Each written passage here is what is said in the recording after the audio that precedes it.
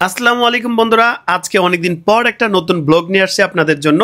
তো আজকের ব্লগে আপনাদেরকে দেখাবো আমি কোন ভার্সিটিতে পড়াশোনা করি এবং সেই ভার্সিটির ডিটেল সহকারে সবকিছু।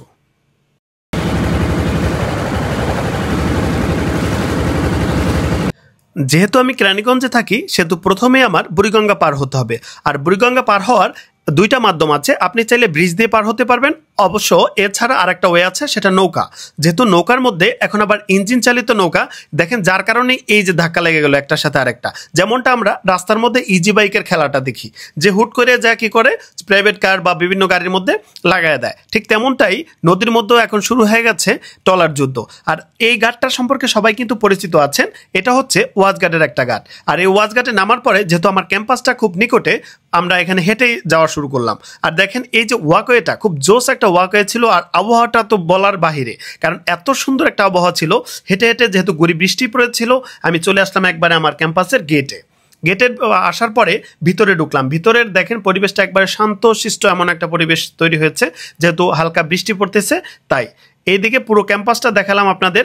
এই একটা কর্নারে দেখা যাচ্ছে নির্মাণ কাজ চলছে তাই একটু এলোমেলো, আর বাকি পাশটা দেখেন যে পুরো লাল জ্বালানে ঘেরা এই আমাদের পুরো ক্যাম্পাসটা। আর এই যে মাঠের মধ্যে কিছু পানি পড়ে আছে, আর অনেকে হাঁটা চলা করতেছে বিভিন্নভাবে। তো যেহেতু আবহাওয়াটা একটু অন্যরকম, বৃষ্টি আসতে পারে, তাই আমরা ওইখানে ঘোরাফেরা করতেছিলাম। তো আমি যখনই ক্যামেরাটা ধরলাম, আমার বন্ধুরা মনে করলো যে ছবি তুলবো, বাট আমি ছবি তুলবো না, আমি এখানে প্র্যাঙ্ক করে ওদের সাথে একটা ভিডিও করে নিলাম, আর ভিডিওটা পুরোটা ঘুরায় নিয়ে নিলাম। এরপরেই দেখেন শুরু হয়ে গেল বৃষ্টি, আমরা দৌড়ে একবারে চলে গেলাম যে যেখানে আশ্রয় নেওয়া যায় এই পাশে।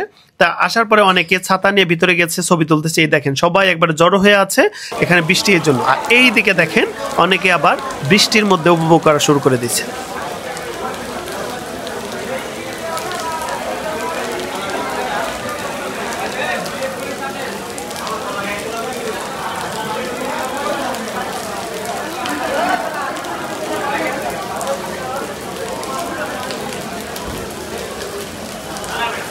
আড্ডা দিতে দিতে একবারে দুপুর পেরিয়ে বিকেল হয়ে আসছিল, আমরাও বেরিয়ে পড়ছিলাম বাসায় যাওয়ার জন্য।